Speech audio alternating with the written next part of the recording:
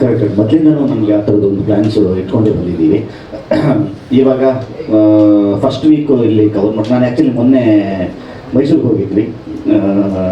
ಮೈಸೂರಲ್ಲಿ ಐನಾಕ್ಸ್ ಸೆಂಟರ್ ಅಂತ ಅನ್ನೋಂಥ ಒಂದು ಸೆಂಟರು, ಮತ್ತು ಗಾಯತ್ರಿ ಥಿಯೇಟರ್ ನನಗೆ ಭಾಳ ಫೇವ್ರೇಟ್ ಥಿಯೇಟರ್ ಅದು. ನನ್ನ ಮೊದಲನೇ ಸಿನಿಮಾದಿಂದನೂ ಕೂಡ 50 ದಿವಸ 75 ದಿವಸ 100 ದಿವಸಗಳು ಕಂಡಂಥ ಒಂದು ಚಿತ್ರಮಂದಿರ ಅದು. ಅದೇನೋ ಅದು ಬರೀ ನಮಗೆ ಥಿಯೇಟರ್ ಆಗಿ ಉಳಿದಿಲ್ಲ, ಅದೊಂದು ಎಮೋಷನ್ ಅದು. ಆ ಥಿಯೇಟ್ರಿಗೆ ಹೋಗುವಂಥದ್ದು. ಥಿಯೇಟ್ರ್ ಮುಂದೆ ಅಂದರೆ ಶೋ ಸ್ಟಾರ್ಟ್ ಆಗಿಬಿಟ್ಟಿತ್ತು. ಅದು ಮುಂದೆ ಹೋಗಿ ನಿಂತಾಗ ಎಷ್ಟು ಆ ಪಾರ್ಕಿಂಗ್ ಲಾಟಲ್ಲಿ ಗಾಡಿಗಳನ್ನ ನೋಡ್ಬಿಟ್ಟು ಎಂಥ ಒಂದು ನಿರಾಳತೆ, ಒಂದು ಜನ ಖಂಡಿತವಾಗ್ಲೂ ಸಿನಿಮಾಗಳ ಮೇಲೆ ಇಡ್ತಾ ಇರುವಂಥ ಪ್ರೀತಿ ಇದೆ ಗೊತ್ತಾ. ಖಂಡಿತವಾಗ್ಲೂ ಮುಂಬರೋ ದಿವಸಗಳಲ್ಲಿ ಅವರಿರೋ ಜಾಗಕ್ಕೆ ಹೋಗಿ ಅವ್ರನ್ನ ಭೇಟಿ ಮಾಡುವಂಥ ಯೋಚನೆ ನಮಗೆಲ್ಲರಿಗೂ ಇದೆ. ಒಳ್ಳೆ ಶುಭ ಸೂಚನೆ. ಯಾಕೆಂದರೆ ಹೋದ ವರ್ಷ ಭಾಳ ಸಿನಿಮಾಗಳು ನೆಲಕಚ್ಚಿತ್ತು. ಪ್ರಾರಂಭದಲ್ಲೇ ಒಂದು ಶುಭ ಸೂಚನೆ ನಿಮ್ಮ ಸಿನಿಮಾಯಿಂದ.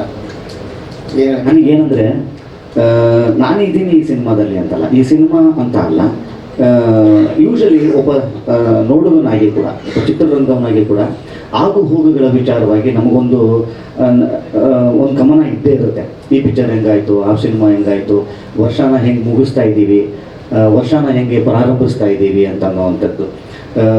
ನನಗೆ ನೋಡಿ 2025 10ನೇ ತಾರೀಕು ಅದು ಕರೆಕ್ಟಾಗಿ ನಾವು ಆಮೇಲೆ ನಮ್ಗೆ ಗೊತ್ತಿಲ್ಲ ನೋಡಿ ಎಷ್ಟು ಚೆಂದ ಇದೆ ಅಂದರೆ, ಎಂಥ ಕಾಕತಾಳೀಯ ನೋಡಿ ಅದು. ನಾವು ಏನೋ ಅಂದ್ಕೊಂಡೇ ಇದ್ದಲ್ಲ. ರಿಲೀಸ್ ಪ್ಲ್ಯಾನ್ ಮಾಡಿ ಒಂದೂವರೆ ತಿಂಗಳ ಹಿಂದೆ ಪ್ಲ್ಯಾನ್ ಮಾಡಿದ್ವಾ, 1.5 ತಿಂಗಳ ಹಿಂದೆ ಏನಾಗಿದೆ, 1.5 ತಿಂಗಳ ಹಿಂದೆ ನಾವು ಪ್ಲ್ಯಾನ್ ಮಾಡಿದಾಗ ನಮಗೆ ಗೊತ್ತಿರಲಿಲ್ಲ 10ನೇ ತಾರೀಕು ವೈಕುಂಠ ಏಕಾದಶಿ ಅಂತ. ಎಂಥ ಕೋಇನ್ಸಿಡೆನ್ಸ್ ಅಂತಂದರೆ, ವೈಕುಂಠದ ಬಾಗಿಲು ತೆಗೆದಿರುತ್ತಂತೆ. ನನಗೆ ಯಾರೋ ದುಮ್ಮನಂತೆ ನನಗೆ ಇನ್ನೂ ಕೂಡ, ಏನಪ್ಪ ಎಂಥ ದಿವಸ ಬರ್ತಾ ಇದ್ದೀರಾ, ವೈಕುಂಠ ಏಕಾದಶಿ ದಿವಸ ಅಂತ. ನನಗೆ ನಾವು ದೇವರನ್ನ ಅಂದ್ಕೊಂಡು ಮಾಡಿದ್ದಲ್ಲ ಅದು.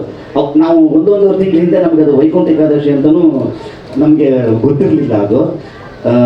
ನೋಡಿ, ಅದು ದೇವರು ಅನುಗ್ರಹ ಎಲ್ಲ.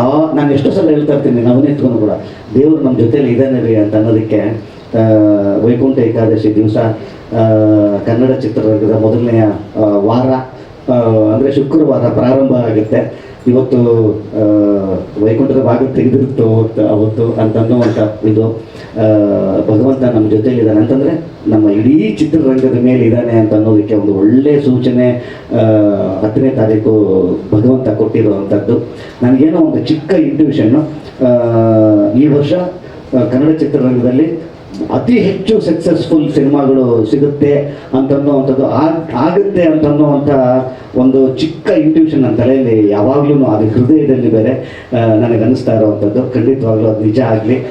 ಮುಂಬರುವ ಸಿನಿಮಾಗಳು ಕೂಡ, ಯಾಕಂದರೆ ನಾನು ಹೇಳ್ತಾ ಇರೋದು ಲೈನಪ್ಸ್ ಇದೆಯಲ್ಲ ಕನ್ನಡ ಚಿತ್ರರಂಗದ ಲೈನಪ್ಸು ಭಾಳ ಒಳ್ಳೆ ಲೈನಪ್ಸ್ ಇದೆ. ಮೊನ್ನೆ ಯಾರೋ ತುಂಬ ಒಳ್ಳೆ ಸ್ಟೋರಿ ಮಾಡಿದ್ರು ಈ ನಿಟ್ಟಿನಲ್ಲಿ. ಯಾವ್ಯಾವ ಸಿನಿಮಾಗಳು ನಿರೀಕ್ಷೆ ಇರುವಂಥ ಸಿನಿಮಾಗಳು, ಎಷ್ಟು ಸಿನಿಮಾಗಳು ಬರ್ತಾ ಇದ್ದೆ. ನಾನು ಆರ್ಡರ್ ನೋಡ್ತಾ ಹೋಗ್ತಾ ಇದ್ದೆ. ನಾನು ಅಂದ್ಕೊಂಡೆ ಅವಾಗ ಕನ್ನಡ ಚಿತ್ರರಂಗದಲ್ಲಿ ಒಂದು ಎಷ್ಟು ಹಿಟ್ ಸಿನಿಮಾಗಳು 2025 ಆಗುತ್ತೆ ಅಂತ ಅನ್ನುವಂಥದ್ದು. ಅದಾಗಲಿ, ಭಗವಂತ ನಮ್ಮ ಜೊತೆಗೆ ಇದ್ದಾನೆ ಅನ್ನೋ ನಂಬಿಕೆ. ಈ ಸಿನಿಮಾದಲ್ಲಿ 2 ಪಾತ್ರ ನಿಭಾಯಿಸಿದೆ. ಒಂದು ಕಡೆ ಕ್ರಿಶ್ಚಿಯನ್ ಪಾತ್ರ, ಇದನ್ನು ತುಂಬ ಪ್ರಭಾವ ಬೀರುತ್ತೆ ಅಂತ. ಯಾಕೆ ನಿಮ್ಮ ಟೀಮ್ಗೆ ಕೂಡ ಏಸು ಫೋಟೋ ಹಾಕಿರೋದು. ಅದಕ್ಕೆ ನನಗೆ ಅದೊಂದು ಮೊದಲಿಂದನೂ ಕೂಡ ಅವ್ರ ಜೊತೆಯಲ್ಲೇ ಬೆಳೆದಿದ್ದೀನಿ ನಾನು. ಯಾಕಂದರೆ ನನ್ನ ಹುಟ್ಟಿನಿಂದನೂ ಕೂಡ ದೇವರು ಭಗವಂತ ಯಾವಾಗಲೂ ಕೂಡ, ನೀವು ಜಾಸ್ತಿ ನಾನು ಇದನ್ನು ತೆಗೆದು ನೋಡಿ, ನಾನು ಇನ್ಸ್ಟಾಗ್ರಾಮಲ್ಲಿ ತೆಗೆದು ನೋಡಿ ನೀವು, ಆ ದೇವಸ್ಥಾನ ಇಲ್ಲಿದು ಬರೀ ಇದನ್ನೇ ಜಾಸ್ತಿ ಇರುತ್ತೆ. ಒಂದು ಚೂರು ದೇವರನ್ನ ಜಾಸ್ತಿ ಮೊರೆ ಹೋಗುವಂಥ ಇದು. ಆಮೇಲೆ ನೀವು ಡಬಲ್ ಆ್ಯಕ್ಟಿಂಗ್ ಅಂತ ಹೇಳಿದ್ರಿ, ಅದೇನೋ ಗೊತ್ತಿಲ್ಲ ಗುರುವೆ, ಮಾಡಿರೋ ಕಮ್ಮಿ ಪಿಕ್ಚರು 3/4 ಭಾಗ ಡಬಲ್ ಆ್ಯಕ್ಟಿಂಗ್. ನಾನು ಮಾಡಿರೋದೇ ಕಮ್ಮಿ ಪಿಕ್ಚರು. ನನಗೆ ನಿಜವಾಗ್ಲೂ ಅದು ನನಗೆ ಅಂತಲೇ ಹಿಂಗೆ ಮಾಡ್ತಾರ ಅಥವಾ ಅದು ಕಾಕತಾಳೀಯವಾಗಿ ಬಂದು ಸೇರ್ಕೊಳ್ಳುತ್ತಾ, ನೀವು ನೋಡಿ ಬೇಕಾದ್ರೆ ನಾನು ಮಾಡಿರೋದು ಒಂದು ಕಮ್ಮಿ ಪಿಕ್ಚರಲ್ಲಿ ಆಲ್ಮೋಸ್ಟ್ ಡಬಲ್ಲು. ಆ್ಯಕ್ಚುಲಿ ಇದು ಕಮ್ಮಿ, ಇವರೇನೇ 4 ಮಾಡಿಸಿದ್ರು ಹಿಂದೆ ನನಗೆ. ವಿಕ್ಟ್ರಿ 2 ಅಲ್ಲಿ ಹೌದು, ಅದಕ್ಕೆ ಹೇಳ್ತಾ ಇರೋದು. ಆ್ಯಕ್ಚುಲಿ 4 ಇವರೇ ಇದ್ದಾರೆ ನೋಡಿ ರೆಕಾರ್ಡು. ಸೊ 4, 2, 3 ಇಂಥದ್ದು ನನಗೆ ಆಸೆನೂ ಕೂಡ ಒಂದಿಷ್ಟು ವಿಭಿನ್ನವಾದಂಥ ಪಾತ್ರಗಳಲ್ಲಿ ಮಾಡಬೇಕು ಅಂತ ಅನ್ನೋವಂಥದ್ದು. ಇದು ಸ್ಟಾರ್ಟ್ ಆಗಿದ್ದು ವಿಕ್ಟ್ರಿಯಿಂದ. ಯಾವುದು ವಿಕ್ಟ್ರಿ 1 ಅಲ್ಲೇ ನೀವು ನೋಡಿ 2 ಪಾತ್ರ. ಅದಾದ ನಂತರ ರಾಜರಾಜೇಂದ್ರ, ಆಮೇಲೆ ಜಯಲಲಿತಾ ನೀವು ನೋಡ್ತಾನೆ ಬರ್ತಾ ಇದ್ರು ಕೂಡ ಮುಕ್ಕಾಲು ಭಾಗ ಸಿನಿಮಾ ನಾನು ಡಬಲ್ ಆ್ಯಕ್ಟಿಂಗ್ ಮಾಡಿರುವಂಥದ್ದು. ಅದೇನೋ ಆ ಥರದ್ದು ಡಬಲ್ ಆ್ಯಕ್ಟಿಂಗ್ ಬರ್ತಾ ಇರುತ್ತೆ. ನನಗೊಂದಿಷ್ಟು ನನ್ನ ಮೂಲ ರಂಗಭೂಮಿಯವನು, ನಾನು ಈ ಥಿಯೇಟರ್ ಬ್ಯಾಕ್ಡ್ರಾಪಿಂದ ಬಂದಂಥವನು. ನನ್ನ ಮನೆ ಅದು. ಅಲ್ಲಿ ಒಂದಿಷ್ಟು ಪಾತ್ರಗಳು ಚಿಕ್ಕ ವಯಸ್ಸಿನಲ್ಲೇ ಪಾತ್ರಗಳನ್ನ ಮಾಡಿದಂಥವ್ರು. ಇದೆಲ್ಲ ಒಂಚೂರು ಎಕ್ಸ್ಪ್ಲೋರ್ ಮಾಡಬೇಕಲ್ಲ, ದೊಡ್ಡ ಸ್ಕ್ರೀನಲ್ಲೂ ಇಲ್ಲಿ ಈ ಸಿನಿಮಾದಲ್ಲಿ ಎಕ್ಸ್ಪ್ಲೋರ್ ಮಾಡಬೇಕಲ್ಲ ಅಂತ ಅನ್ನೋ ಒಂದು ಆಸೆ ತುಡಿತ. ನೀವು ನಿಜ ಹೇಳಿದ್ರೆ ನಂಬ್ತೀರಾ, ನಾನು 13ನೇ ವರ್ಷದಲ್ಲಿ ಥಿಯೇಟರ್ನಲ್ಲಿ 13 ಇಯರ್ಸಲ್ಲಿ ನಮ್ಮ ತಾಯಿಯವರಿಗೆ ತಂದೆ ಪಾತ್ರ ಮಾಡಿದ್ರು ನಾನು. ಹೌದು, ಇದು ನ್ಯೂಸ್ ಇದು. 13 ಇಯರ್ಸ್ ನನಗೆ ಅವಾಗ, 13ನೇ ವರ್ಷದಲ್ಲೇ. ಆಮೇಲೆ ನಮ್ಮ ನಾಟಕದಲ್ಲಿ ಲೆಕ್ಚರ್ ಸೀನ್ ಅಂತ ಇರುತ್ತೆ. ಅಂದರೆ ಇನ್ನೊಂದು ಶೋಗಿಂತ ಮುಂಚೆ ಇವತ್ತಿನ ದಿವಸದಲ್ಲಿ ಇನ್ನೊಂದು ಪ್ರವೇಶದೊಂದಿಗೆ ಇವತ್ತಿನ ನಾಟಕ ಮುಗಿತಾ ಇದೆ, ಮುಂದೆ ಕೂಡ ಇದೇ ನಾಟಕ ಇರುತ್ತೆ ಅಥವಾ ನಾಟಕ ಚೇಂಜ್ ಮಾಡ್ತೀವಿ. ಇಂಥದ್ದೊಂದು ಅನೌನ್ಸ್ಮೆಂಟಿಗೆ ನಾವು ಲೆಕ್ಚರ್ ಸೀನ್ ಅಂತೀವಿ.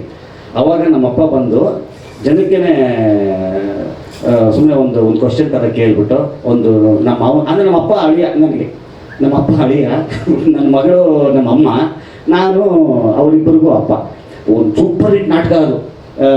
ಅವಾಗ ಬಂದು ನನ್ನ ಕರೆದ್ಬಿಟ್ಟು ಜನಕ್ಕೆ ಇವನು ಯಾರು ಗೊತ್ತಾ, ಇವನು ನಿಮ್ಮ ಮಾವನ ಥರ ನೀವು ಆ್ಯಕ್ಟ್ ಮಾಡಿದಾನಲ್ಲ ಅಂತ ಅಂದ್ಬಿಟ್ಟು ಒಂದೊಂದೇ ಮೀಸೆ ಎಲ್ಲ ತೆಗೆಯೋದು.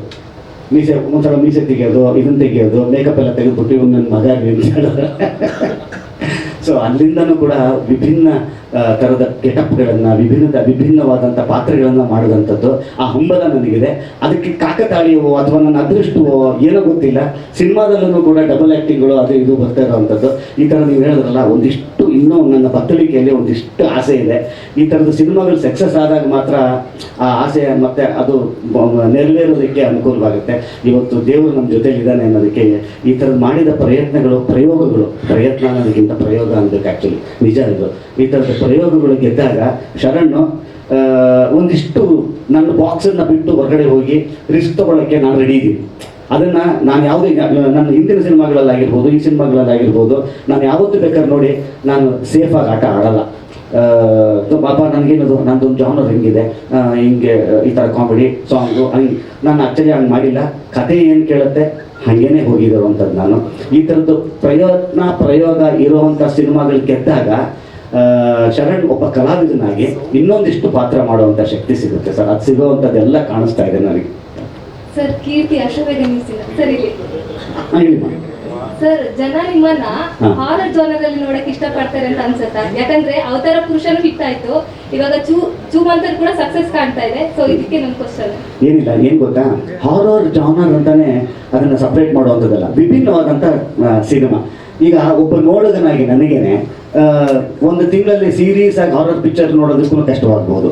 ಒಂದ್ಸಲ ಕಾಮಿಡಿ ಕೇಳ್ತಿದ್ದೆ, ಇನ್ನೊಂದ್ಸಲ ಯಾವುದೋ ಒಂದು ಆ್ಯಕ್ಷನ್ ಪಿಕ್ಚರ್ ನೋಡೋಣ ಅನ್ಸುತ್ತೆ, ಇನ್ನೊಂದೇನೋ ಹಾರರ್ ನೋಡೋಣ ಅಂತ ಅನ್ಸುತ್ತೆ.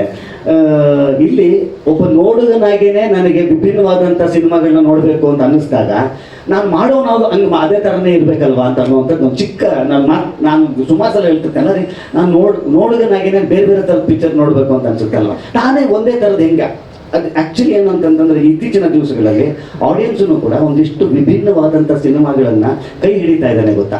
ಅದು ಶರಣ್ ಒಳಗಡೆ ಇರೋ ಒಬ್ಬ ಕಲಾವಿದನಿಗೆ ಎಂಥ ದೊಡ್ಡ ಶಕ್ತಿ, ಎಂಥ ದೊಡ್ಡ ಆಶೀರ್ವಾದ ಅಂತಂತಂದರೆ, ನಾವು ಆ್ಯಕ್ಚುಲಿ ಫಸ್ಟ್ ಕೈಗೆತ್ಕೊಂಡಿದ್ದು ಅವತಾರ ಪುರುಷದಲ್ಲೇ ನಾವು ಚೆನ್ನಾಗಿ ಒಂದು ಕ್ಲಾರಿಟಿ ಇತ್ತು ನಮ್ಮ ತಲೆಯಲ್ಲಿ. ನಾವು ಒಂದು ಚೂರು ನಮ್ಮ ಬಾಕ್ಸನ್ನು ಬಿಟ್ಟು ಹೊರಗಡೆ ಹೋಗಿ ಒಂದು ಚಿಕ್ಕ ರಿಸ್ಕಿನ ಆಟ ಆಡ್ತಾ ಇದ್ದೀವಿ ಅಂತ. ಸೊ ಅಲ್ಲಿ ಜನ ನಮ್ಮ ಜೊತೆಲಿ ಇದ್ದಿತ್ತು.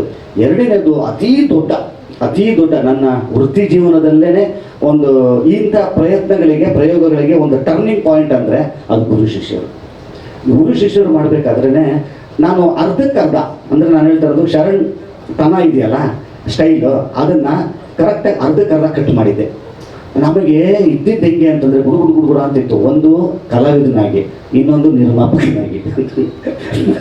ಆ ಸಿನಿಮಾಗೆ ನಾವೇ ನಿರ್ಮಾಣ ಅಲ್ವಾ, ಎರಡೂ ಥರದಲ್ಲಿ ಗುಡುಗುಡು. ಒಂಥರ ಕಲಾವಿದನಾಗಿ ಅಂದರೆ ಬಾಗಿಲು ಕ್ಲೋಸ್ ಆಗಿಬಿಡುತ್ತಲ್ಲಮ್ಮ, ಮುಂದೆ ನನಗೆ ಇಲ್ಲ ಇದೇ ಥರದೇ ಪಾತ್ರಗಳು ಅಂತ. ನಿಜ ಹೇಳ್ತೀನಿ ಕೇಳಿ, ಗುರು ಶಿಷ್ಯರು ಚಂದ ಆಗಿದ್ದಕ್ಕೆ ತಾನೆ ಚೂಮಂತರ್ ಅನ್ನೋ ಒಂದು ಪ್ಲಾಟ್ ನನಗೆ ಸಿಕ್ಕಿದ್ದಂಥದ್ದು.